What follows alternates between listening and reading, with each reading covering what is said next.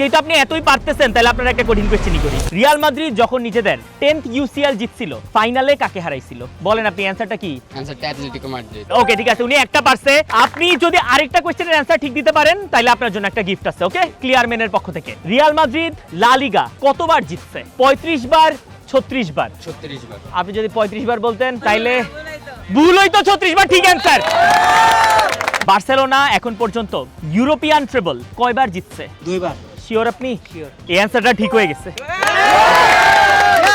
বার্সেলোনার কোন টিম খেললে সেটাকে আমরা কাতালান ডার্বি বলি? আপনার অপশন হচ্ছে সেভিয়া আর এসপানিওল। স্প্যানিয়াল। ঠিক হয়ে গেছে, আপনি পুরস্কার পাচ্ছেন। রিয়াল মাদ্রিদের যেই ইউথ একাডেমিটা সেটাকে আমরা কি নামে জানি? রিয়াল মাদ্রিদ বি নাকি লা ফ্যাব্রিকা? লা ফ্যাব্রিকা। পাইরা গেছেন। কোচ হিসাবে জিনেদিন জিদান রিয়াল মাদ্রিদের হয়ে কয়টা ইউসিএল জিতছে? তিনটা সরি তিনটা ঠিক হয়ে গেছে অ্যানসার। আপনি পুরস্কার জিতেছেন, দেখে ওনার পুরস্কারটা দেন। ফাইনালি একজনকে পাইছি যে বার্সেলোনার জার্সি পরে আছে। বার্সেলোনা যখন সেকেন্ড টাইমের মতো ট্রেবল জিতছিল তখন বার্সেলোনার কোচ কে ছিল? Luis Enrique. শিওর আপনি এটা?